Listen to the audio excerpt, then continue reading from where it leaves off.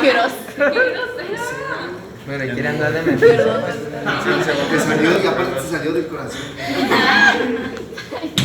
Bueno, vamos a hablar ahora de este órgano que se llama el riñón. Vamos a empezar a ver sus características, sus relaciones anatómicas y vamos a ver su constitución interna y vamos a hablar un poco acerca de la unidad anátomo-funcional de este órgano. Entonces vamos a empezar a ver el riñón. Si nos damos cuenta, el riñón tiene una forma de habichuelo, una forma de frijol.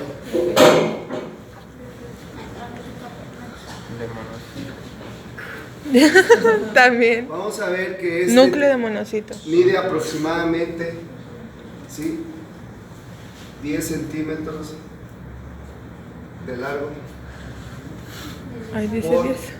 5 centímetros Ok. de ancho y tiene un grosor de aproximadamente 2.5 centímetros. Entonces 10 centímetros, Ay, está fácil. 5 centímetros La mitad. y el grosor aproximadamente 2.5 centímetros. Le vamos a estudiar, ¿sí?, dos polos, un polo superior, un polo inferior. Le vamos a estudiar dos bordes, un borde lateral y un borde medial. Entonces dos polos, el polo superior y el polo inferior, dos bordes, el borde lateral y el borde medial. Y le vamos a estudiar dos caras, una cara anterior y una cara posterior. Entonces la cara anterior y por atrás la cara posterior. En el caso del polo es el más importante, el polo superior, ya que está en relación con esta glándula que está acá, ¿ya vieron? Que se llama la glándula suprarrenal, ¿sí? Entonces si vemos el polo inferior pues realmente no tiene mucha importancia, pero el polo superior sí, ya que está en relación con la glándula suprarrenal. Bueno, vamos a empezar a ver sus relaciones anatómicas. Como ustedes saben, el riñón del lado derecho es más inferior que el del lado izquierdo. El del lado izquierdo está mucho más arriba y el del lado derecho está un poco más abajo. Vamos a empezar a ver las relaciones del riñón del lado derecho. Este riñón está un poco más abajo porque acá por la parte superior tiene un órgano grande que se llama el hígado. Pues el hígado hace que se vaya un poquito hacia la parte inferior. Entonces su polo superior, si viéramos acá, vamos a ver que está en relación con el hígado por su cara anterior. Estamos viendo las relaciones de la cara anterior, ¿sí? En esta parte que está en el borde medial, vamos a ver que está en relación con la segunda porción del duodeno.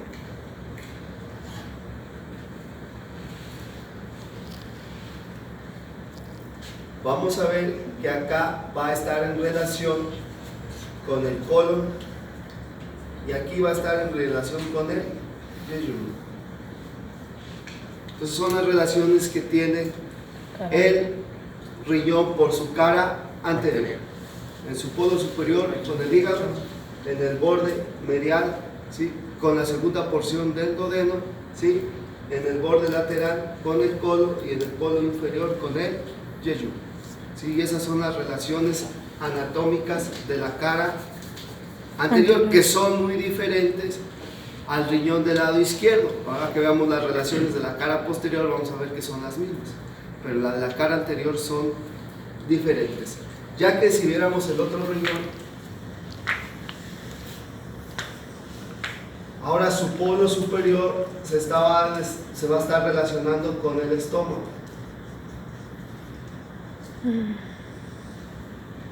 Su polo lateral con el vaso, su polo, ¿sí?, medial con la cola de ¿quién? El páncreas. Del páncreas.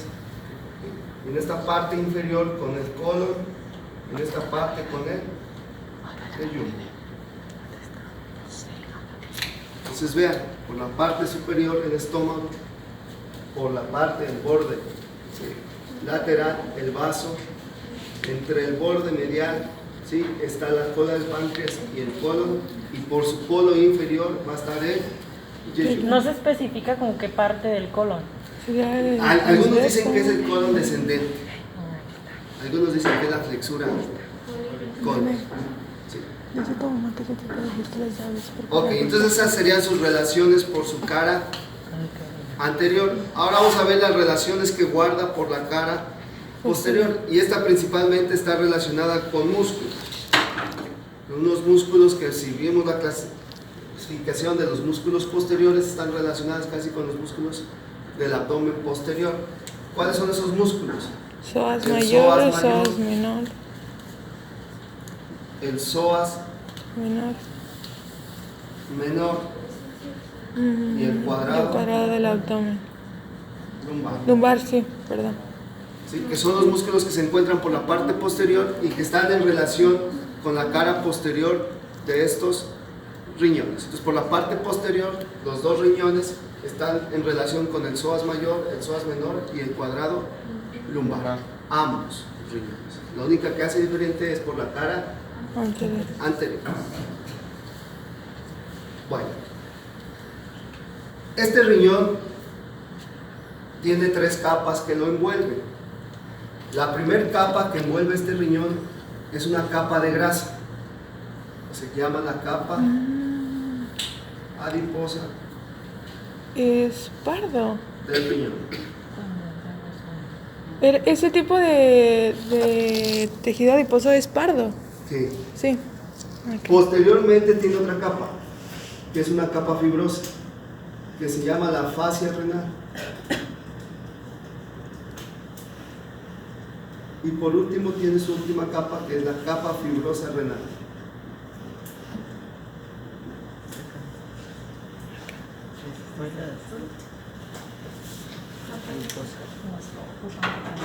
Entonces, si yo viera el riñón, no lo voy a ver directamente así, sino cuando yo veo el riñón, ¿sí? Voy a ver que todo este riñón está lleno de ¿qué? De grasa, porque tiene una capa adiposa. Por dentro de la capa adiposa voy a encontrar la fascia renal y después la capa fibrosa renal, que son las 3 capas que van a estar cubriendo a este. En el cadáver sí se puede ver parecido porque ya se consumió la capa adiposa. Exacto, ya no vemos la capa adiposa porque acuérdense que la grasa se absorbe muy fácilmente, entonces ya no la podemos observar. Pero en uno que acaba de fallecer y que se le da una necropsia, pues no vas a ver directamente el riñón, ya lo veas como lo estamos viendo en el cadáver, sino va a estar envuelto ¿por qué? Por grasa. ¿Sí? Entonces esas serían las 3 capas que tiene el riñón. Acuérdense, la capa adiposa renal, la fascia renal y la capa fibrosa renal, que son las 3 capas que envuelven al riñón. Si ahora vamos a ver la constitución interna, vamos a ver cómo está compuesto este riñón internamente, vamos a ver que entonces esta capa, que es la más interna que habíamos visto, ¿sí?, que se llama la capa fibrosa, se va a imaginar dentro de este riñón. Si vemos aquí en el borde medial, se va a formar, ¿sí?, una imaginación que se llama el seno renal. Esta imaginación que está acá se llama el seno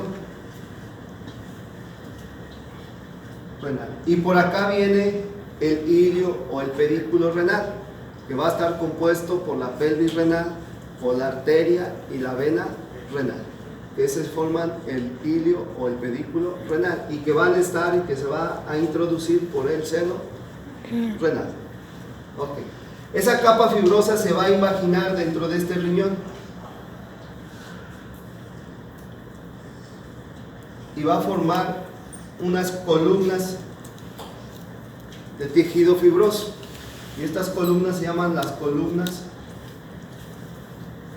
renales. Estas columnas renales me van a separar 2 partes que tiene mi riñón. Esta que está en la periferia, que se llama la corteza, y esto que está hacia las columnas, que se llama la médula. Entonces todo esto es la médula. Y ahorita vamos a ver por qué es importante. Si se dan cuenta, cuando se forman estas columnas, se forman estos espacios. ¿Ya vieron? Y estos se llaman las pirámides renales.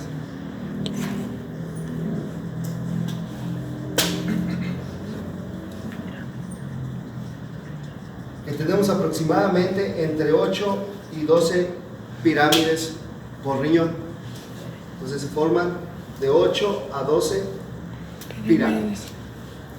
Y si se dan cuenta, acá hacia el seno renal, ¿sí?, van a tener su vértice y se va a formar como un capuchón aquí. Por eso. Que se llaman las papilas renales.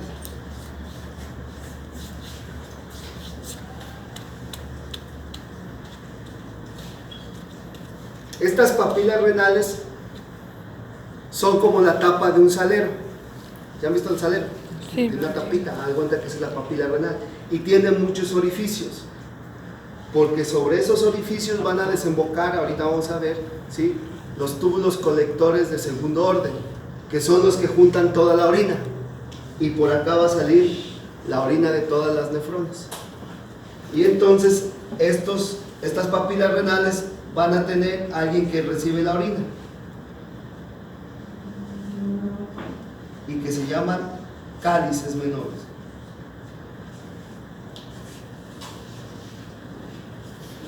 Se dan cuenta que este es el salero. Aquí tengo los orificios por donde va a desembocar la orina, y aquí tengo el receptor que está juntando toda la orina para ya llevarlo al uréter, que se llaman los cálices menores. Entonces, ¿por qué se producen los cálculos renales? Vale. Esto, a ver, entiéndale bien, porque ahorita que veamos la nefrona vamos a ver eso, ¿sí? Entonces, sí le entienden.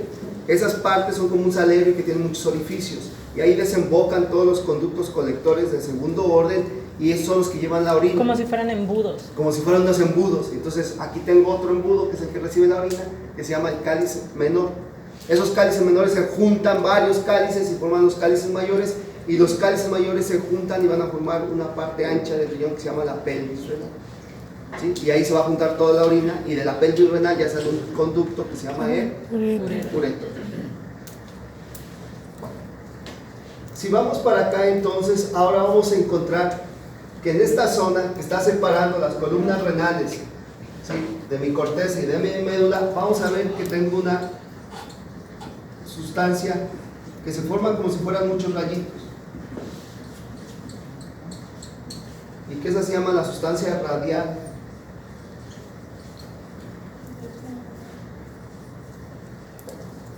Renal.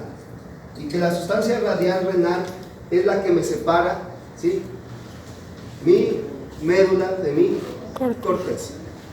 Y se ven así muchos rayitos, porque ¿qué creen que son? Todos los túbulos, ¿sí?, de las nefronas. Entonces, la corteza, la médula, está formada principalmente por todos los túbulos de las nefronas. Y la corteza, no. Esta se va a ver una zona que se llama zona granulada renal. Se ven muchos puntitos, porque esas son, ¿sí?, las cápsulas glomerulares de las nefronas. Por eso se ven muchos puntitos. Y ahorita vamos a ver las nefronas. Entonces aquí vamos a ver la zona granulada renal. A ver, repitiendo. La parte, ¿sí?, lateral va a ser la corteza, la parte medial va a ser la médula, ¿sí? En la corteza vamos a ver la zona granulada renal, porque quedamos que aquí están todos los glomérulos. Ahorita vamos a ver qué es el glomérulo.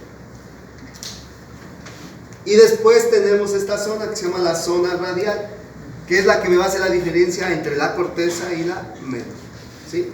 Vamos a ver estas columnas que son las columnas renales y que me van a formar las pirámides renales.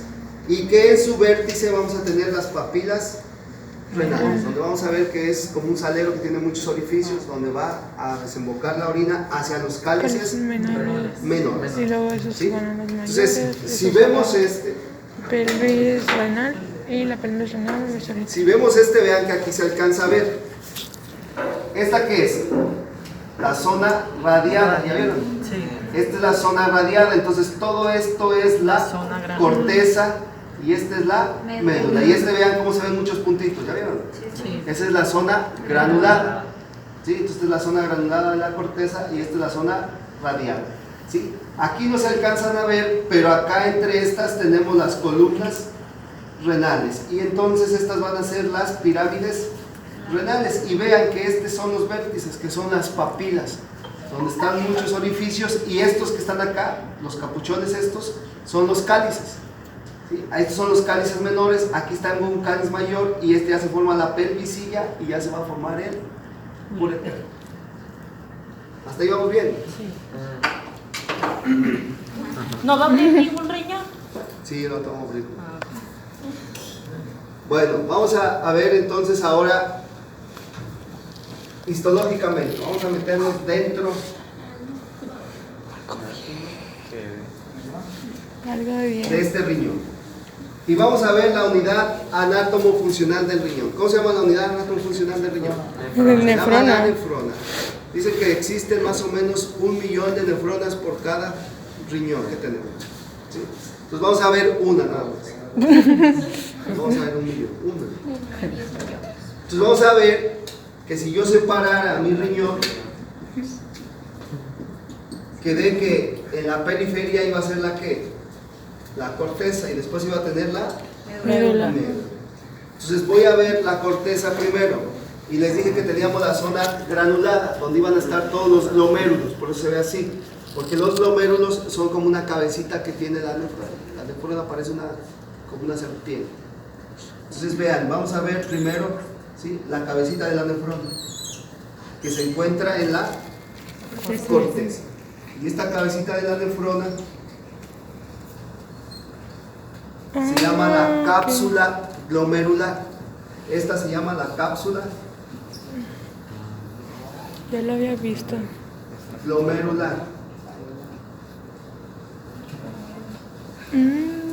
¿Sí? De la cápsula glomerular van a salir unos tubos. El primer tubo, como no es liso, sino es de esta forma, se llama el túbulo contorneado proximal. Entonces este túbulo contorneado proximal sale de la cápsula glomerular. Después este se va ¿hacia dónde creen? Hacia la médula. Y entonces este ya no es contorneado, sino está recto. Y entonces este se llama el túbulo recto proximal. Aquí en la médula, acuérdense que la médula estaba formada por todos los túbulos, ¿sí?, se va a hacer un túbulo delgado, que es el túbulo delgado, o también antes se llamaba la asa de Henle. Esta es la asa de Henle. Y después se forma otro tubo, igual así recto. Si este es el túbulo recto proximal, ¿este cuál es? Túbulo recto, Túbulo recto distal. distal. Y después acá se forma otro túbulo con muchas fenestraciones. Entonces, ¿cómo se llama? Túbulo contorneado distal. Y vean, después de esta, Ay, pues si ya lo habíamos visto en Educación para la Salud. Yo me acuerdo de la imagen. se une a unos O sea, túbulos no nos enseñaban, pero yo me acuerdo que yo lo vi. que se llaman túbulos colectores de primer orden. Era médico. Y estos túbulos de colectores de primer orden se unen entre sí y forman otro túbulo grande, que se llama el túbulo colector de segundo orden. Y este es el que va a desembocar ¿en dónde? En la papila. Que estos son los orificios pequeñitos que acuérdense que les dije que se veían. Entonces ellos recogen la orina de todas las nefronas y la van a secar, y aquí va a estar recibiéndola el cáliz menor. ¿Sí lo entendieron? Entonces una nefrona, ¿sí?, va a desembocar lo que produzca de orina al túbulo, ¿sí?, colector primario, ¿sí? Muchos túbulos colectores primarios se juntan y van a formar este gran túbulo, que es el túbulo colector secundario, y este es el que va a desembocar, ¿sí?, a la papila renal para mandarle la orina al cáliz menor. ¿Sí? Ok. Veamos cómo funciona esto, que esto es lo más importante. El riñón tiene una función que es filtrar, de filtro. Filtra sustancias tóxicas, pero también pasa sustancias elementales que a veces nos sobran, como el sodio, el potasio, el calcio. Ya está dormido. El calcio, ¿sí? Pasa por acá. ¿Para qué sirven estos túbulos?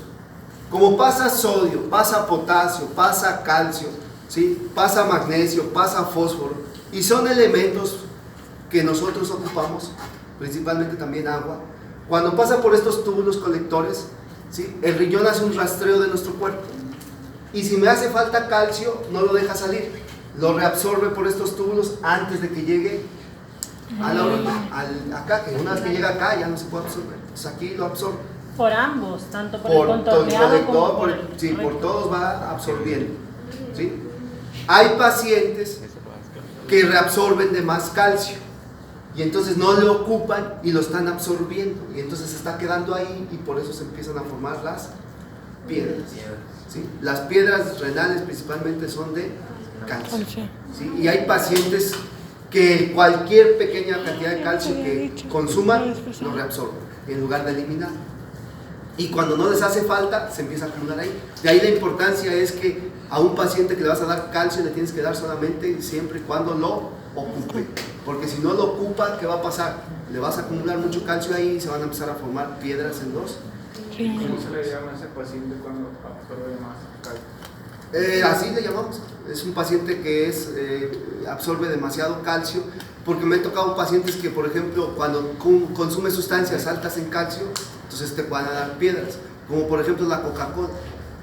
La Coca-Cola trae muchísimo calcio, y entonces te provoca muchas. Pero hay pacientes que no toman ni refresco, no toman absolutamente nada. Pero en nuestra comida mexicana tenemos un alimento que lo comemos todos los días que tiene mucho calcio, que es la tortilla. Entonces, con simplemente consumir tortillas, absorben todo el calcio de la tortilla. Pero si eso fuera malo, pues entonces todos tendríamos, porque estamos consumiendo tortillas. Entonces, esos pacientes absorben mucho calcio. Vean, entonces, ¿cómo funciona? ¿Y cómo se puede evitar eso? ¿Cuál? Lo de los cálculos. Fíjense que no, esa es la bronca, que no tenemos un inhibidor para que ya no lo siga consumiendo. Lo que tratamos de hacer es mandarlo al nutriólogo y bajarle la dieta de calcio, que le dé el menos calcio me imagino posible. que sí debe de haber algo, porque o sea, hay un estímulo que Vean cómo dice, me funciona falta entonces. calcio. Que esto es lo más bonito de Entonces debe de haber una forma en la que Y puedes aquí van a controlar aprender una eso. enfermedad. Pongan atención, párense para que lo vean. Nadie se los va a explicar. Aquí van a aprender una enfermedad que es muy frecuente, que se llama hipertensión arterial. Ustedes saben que la hipertensión arterial se controla aquí en el riñón, que es lo que vamos a ver ahora, cómo se controla esa presión. Entonces, vamos a ver que a ya vemos la estructura, pero ahora vamos a ver cómo le llega la sangre para filtrarla. Y entonces le llega por medio de una arteria que viene acá, que se llama la arteria aferente, y trae sangre con desechos tóxicos. Entra a la cápsula glomerular o de Bowman y se forman muchos vasitos sanguíneos acá, una madeja de muchos vasitos. Y a esa madeja de muchos vasitos delgaditos se le llama glomérulo. O sea, glomérulos son vasos sanguíneos, se hacen muchísimos y muy delgaditos. Y este es entonces el glomérulo. Una vez que ya filtró la sangre, va a pasar a esta arteria que se llama la arteria eferente. Pero ¿cómo lo hace? Exacto, esta es la aferente. ¿Cómo lo hace? Primero, si se dan cuenta, tengo 3 barreras para que se filtre. Son como si fueran coladeras. La primera barrera para que filtre es el endotelio de estos vasos sanguíneos. Y entonces yo tengo que su endotelio es de esta forma. Y si te das cuenta, deja espacios por donde van a salir sustancias que solamente por su tamaño pueden pasar por ahí, como el sodio, el potasio, el calcio, el agua, ¿sí? Y después se encuentra con otra barrera que está en medio de la cápsula glomerular y el glomérulo, que se llama la membrana basal. Tiene sentido. Y esta membrana basal, ¿sí?, no tiene orificios, sino tiene cargas. Y esta está cargada negativamente. ¿Qué quiere trae decir? Que los todo lo iones. positivo lo va a sacar, pero lo negativo, ¿qué va a pasar? Lo va a rechazar, lo va a regresar, ¿sí? Y una de las cargas negativas que tenemos y que están circulando por ahí se llaman proteínas. Las proteínas son cargas negativas, y como esta es negativa, ¿qué le pasa? Las repele y las regresa, y entonces por la orina no tienes que estar tirando proteínas. ¿Qué pasa cuando se enferma esta? Empieza Cambia su Cambia su polaridad y modalidad. ya deja pasar hasta las Proteínas. proteínas, porque se enfermó esta membrana basal. Pues le digo, pongan atención a esto. La segunda capa es de unas células que parecen pulpos, que tienen su cabeza y luego sus brazos rodean todo el tómero, que se llaman podocitos. Es la tercera capa. Entonces aquí tenía yo la cabeza del podocito y luego este podocito cubriendo así como si fuera un pulpo, así. Y si se dan cuenta también tiene que espacios donde va a filtrar, y una vez que pasa esta capa ya pasa para el endotelio y ya se llevó a cabo la filtración. ¿Cómo se llama la tercera capa? Se llama Podocito. podocito. Entonces tengo el endotelio vascular, La membrana la membrana basal basal y los podocitos. Y estas tres capas son el filtro que debe de hacer la sangre para que puedan pasar las sustancias. Y que ya vimos que por tamaño, ya vimos que por cargas eléctricas es como seleccionan y pasan, ¿sí?, las sustancias. Una vez que llegan acá, ¿qué pasa? Agua, sodio, potasio, calcio, magnesio, Magnesio. fósforo y unos elementos tóxicos que tenemos que se llama urea, Ah, la urea. creatinina, que se tienen que eliminar. Una vez que pasan, va recorriendo todo este conducto y el organismo dice, ¿sabes qué? Me falta calcio, y lo reabsorbe. O de momento se fueron a correr al cerro a mediodía y perdieron mucho líquido, y cuando va pasando aquí el agua, ¿qué dice? No lo deje salir, ni tampoco el sodio. ¿Por qué? Porque me hace falta sodio. ¿Y qué pasa? Lo empieza a reabsorber. Doctor, Vean qué padre ese río. ahorita que mencionó la creatinina, ¿y cómo está eso de la creatinina esférica? ¿Cómo se hace ese estudio? O sea, ¿para qué? ¿Qué pasa entonces cuando este riñón se daña? Estas capas se dañan, ¿sí? Cambia su negatividad de esta membrana y ahora quien debería dejar salir, que era la urea y la creatinina, ¿qué creen que pasa? Ya no sale, se queda en tu cuerpo. Y como son sustancias tóxicas, ¿qué te pasa? Te empiezas a intoxicar. Y el primer órgano que sufre de esa intoxicación, ¿quién es? Y entonces el paciente, cuando tiene mucha urea principalmente, cae en coma, ¿sí?, urémico, porque intoxica su cerebro, su paciente pierde el estado de conciencia. Y empieza a dejar elementos que se supone que no deberían de haber pasado, como son las proteínas. Y como aquí va sangre, lleva unas células que se llaman eritrocitos. Muchas veces también deja pasar los eritrocitos, entonces el paciente empieza a orinar sangre. Cuando hay una infección acá, que cuando se infectan estas capas, nosotros llamamos pielonefritis. Una de las características es que empiezan a tirar o proteínas o sangre. Y yo me doy cuenta y digo, está inflamada esta membrana, porque ya está dejando sacar. ¿Y cómo sabe que está sacando proteínas? Porque le hago un examen que se llama general de orina. Parece el examen general. Ah, yo pensé que tenía un color o algo así. ¿Y esa es No. la única razón por la que puedes orinar sangre? No, por muchas causas, pero es una de las causas. Ok. El paciente llega con fiebre. Por eso yo le vas a duele esta pedir parte acá, un me dice que le estudio, duele pues, mucho Es la que yo orina, ya ya aprendo de le las hago muy amarilla personas su orina. que tiene varios Le hago un años examen orinando general de sangre orina y se lo ¿sabes han qué? llevado Está hasta tirando un poco Estados de Unidos a hacerle proteínas, está tirando estudios. No eritrocitos. saben qué tiene. Lo más seguro es que sea una pielonefritis, que existe una infección que se inflamó esto y está dejando salir elementos que tiene que dejar salir. Bueno, hasta ahí vamos bien. Ok. Vean. Dijo que regular la presión arterial. Sí, yo también tengo eso. Vean ahora cómo regula la presión, esto es lo más padre de todo. Vean, entonces ya vimos este funcionamiento. Después ustedes en fisiopatología van a ver un síndrome que se llama síndrome nefrítico y síndrome nefrótico, que está aquí. Espero que se acuerden de estas capas. Porque estas Sí, capas claro. son las que se afectan. Tengo el... La voy a estudiar un día antes, voy a reproducir. La única capa que utiliza cargas Sí. Es la membrana, nada más. Las otras son por espacios, por tamaños. por tamaño. Por ejemplo, la albúmina dice que estas capas solamente dejan pasar tamaños de menos de 20 dáltonos. Y por ejemplo, Ay. las proteínas como la albúmina pesa como 75 75 de daltons, o sea, es Daltons. muy grande, no pasa. Entonces, por eso es que es una selección. Pero tenemos otra, que es, vean, energía, ya ven que por eso somos energía. Porque vean, aquí es una carga eléctrica. El cerebro por energía, el corazón por energía también. Ok, bueno, aquí extendimos la nefrona así, ¿no? Para que la veamos, pero no están así, así no crean que vamos a ver así la nefrona, sino que todos los túbulos están así enredados, para ocupar poco espacio, no están así a sus anchos, están todas aquí. Y entonces todos los túbulos se tocan entre ellos mismos, ¿sí? De a momento este túbulo contorneado distal se une con la arteria aferente. Ya les dije, ¿no? Que están así, no están extendidos. Entonces aquí viene y toca acá con la arteria aferente. Y esta unión se le llama el aparato yuxtaglomerular. ¿Yuxta qué? Glomerular. Y este aparato yuxtaglomerular tiene receptores pequeños acá. ¿Y qué creen que es ese aparato yuxtaglomerular?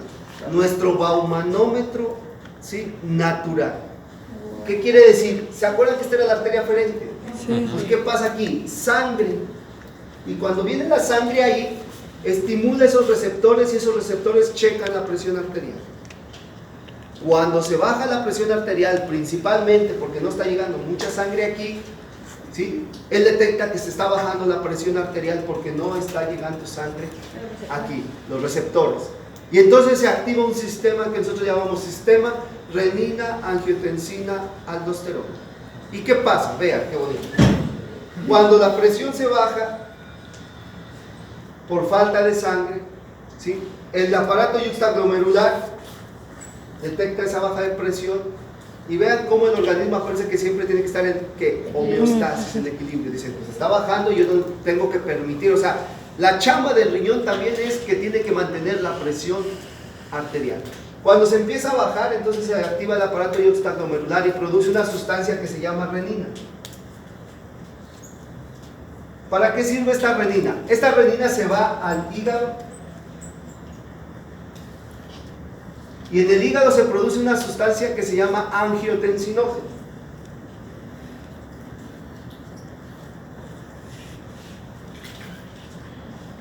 Cuando se une la renina en el hígado con el angiotensinógeno, van a formar angiotensina 1.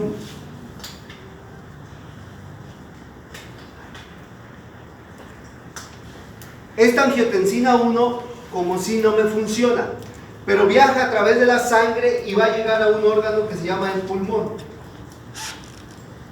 Y en el pulmón tengo un